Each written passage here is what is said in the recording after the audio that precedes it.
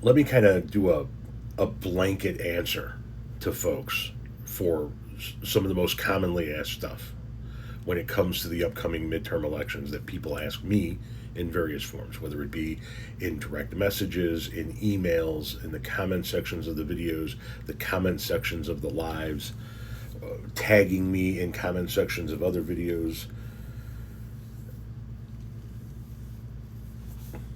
I don't know who's going to win the midterms. The way it looks right now is that the Democrats should take over the House of Representatives based on the numbers and the extreme lack of popularity of House Republicans right now. It looks like there's a possibility that the Democrats could take over the Senate, but it's going to be a tougher road to hoe.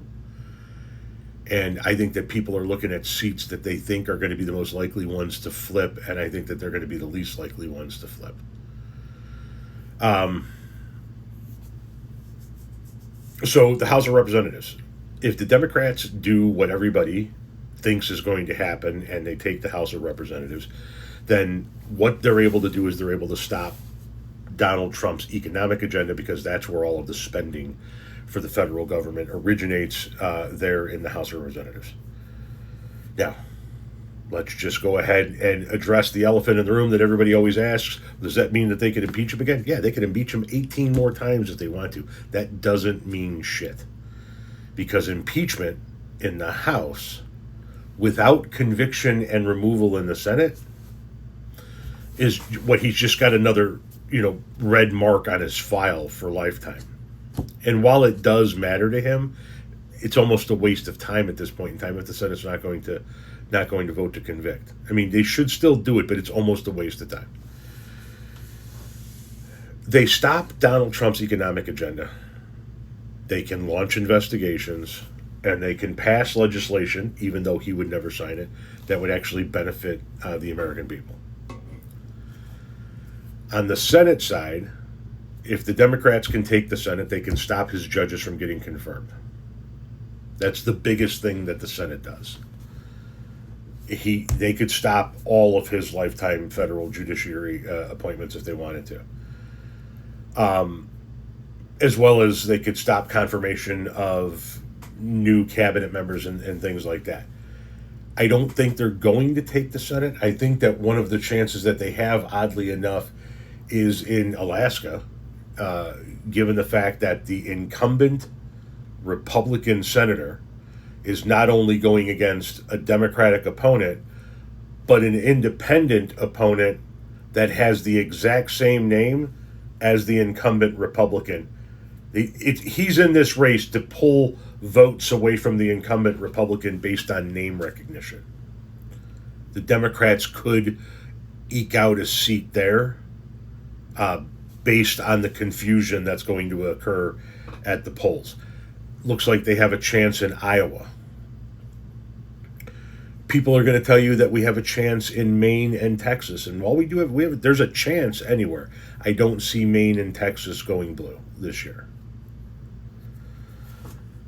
I fucking hope I'm wrong, but I don't see it happening. So I think what may very well end up happening is we end up with a 50-50 tie,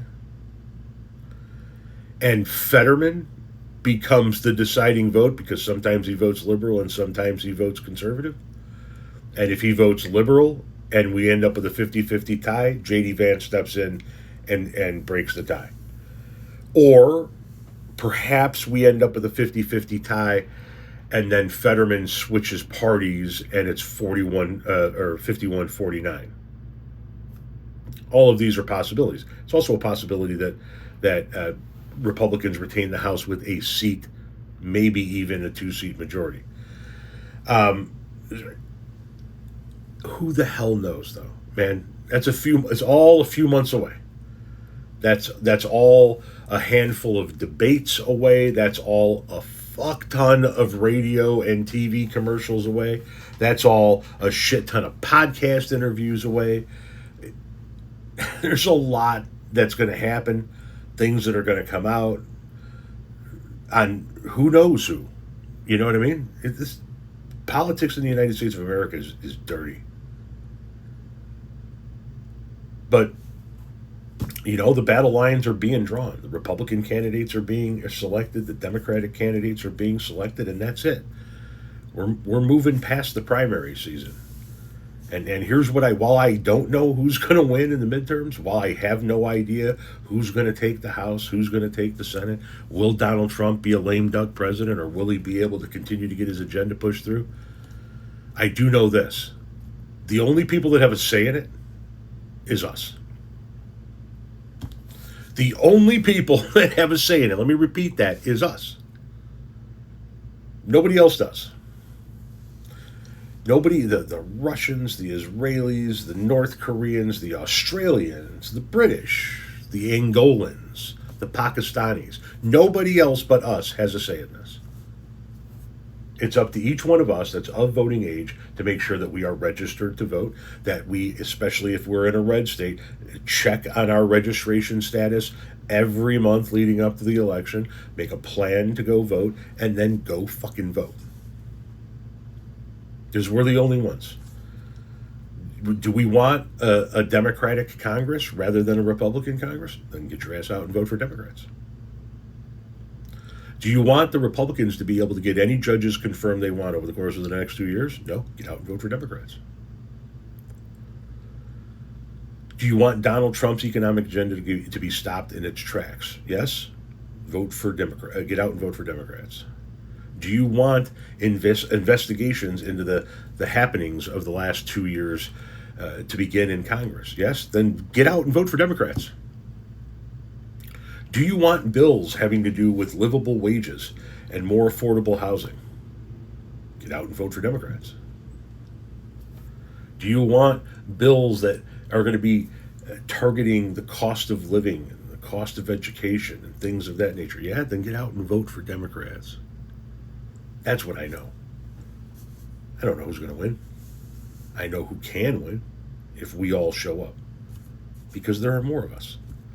And I'm not just talking about Democrats. I'm talking about anybody left of fascism. There are more of us. Period.